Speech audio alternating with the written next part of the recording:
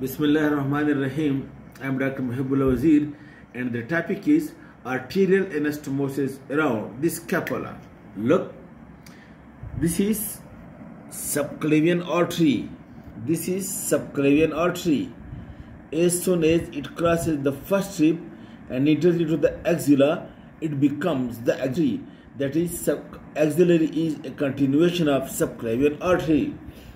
The same you look over here, please. This is the first rib, and over here this is subclavian, and then that is the axillary artery, the first part, second part, and third part of the axillary artery. Now the first part of subclavian artery, it gives one big branch, and this is called as thyrocervical trunk. Then this thyrocervical trunk gives two branches. Number one, this suprascapular artery, which descends toward the scapula. The suprascapular artery, which comes over here, and we will follow. And second branch is the transverse cervical artery. The transverse cervical artery, a branch of the thyrocervical trunk, which is a branch of first part of subclavian artery. The thyrocervical trunk, the transverse cervical artery may be a branch directly from the artery, or usually it comes from the thyrocervical trunk. And then it gives the transverse cervical artery, then it gives one branch, that is the dorsal scapular, or also the deep branch of transverse cervical artery, which runs along the medial border.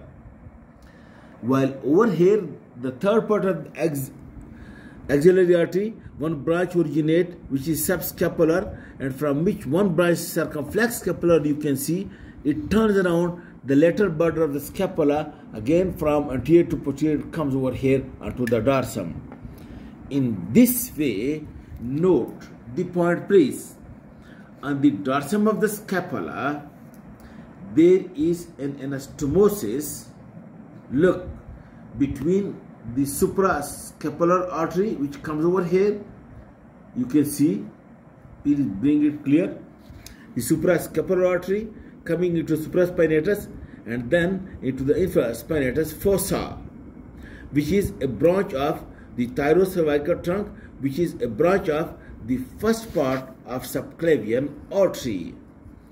Then the second artery which takes part on the dorsum, that is this dorsal scapular or deep branch of the transverse cervical artery, which also comes from the thyrocervical trunk, which is a branch of the first part of subclavian artery. So deep branch of transverse cervical artery and suprascapular artery.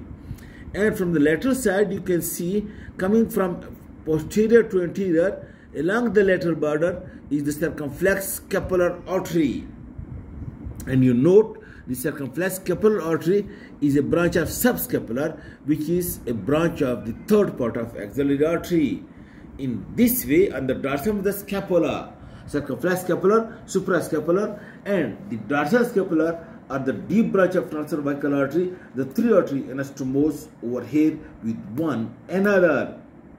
And in this way, you can see, please make it clear, the first part of subclavian artery is ultimately connected over here to the third part of the axillary artery, so that if there is blockage due to any reason between these two parts of the subclavian and axillary artery, then the collateral circulation will come to the suprascapular and the deep branch of transverse cervical artery onto the dorsum, and from the dorsum through the circumflex scapular to the subscapular, and from the subscapular to the axillary artery, and then the blood supply to the upper limb onward is being established in this collateral channel. Then there is another anastomosis present also at the acromion parts of the scapula. One is in the dorsal scapula and one is at the acromion parts of the scapula. And note, at the acromion parts of the scapula, the anastomosis is being established.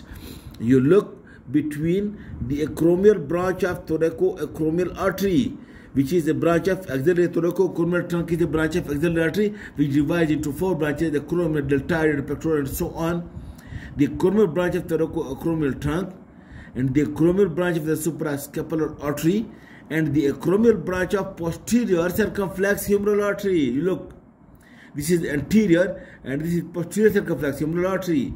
And it's with 3 arteries, then anastomose at the top of the acromial process, that is acromial branch of circumflex, the suprascapular, acromial branch of the thoracoacromial trunk, and acromial branch of posterior circumflex humeral artery. This anastomosis is present at the acromial process. Then one anastomosis is also being present over here at the surgical neck of the humerus between this anterior and posterior circumflex humeral artery, but then these both arteries are actually then directly from the third part of axillary artery, while the other 2 anastomoses, the acromial and the dorsal scapular anastomosis, it establish a collateral circulation between the first part of the subclavian artery and the third part of the axillary artery. This is about the anastomosis around the scapula and the collateral circulation. Thank you very much.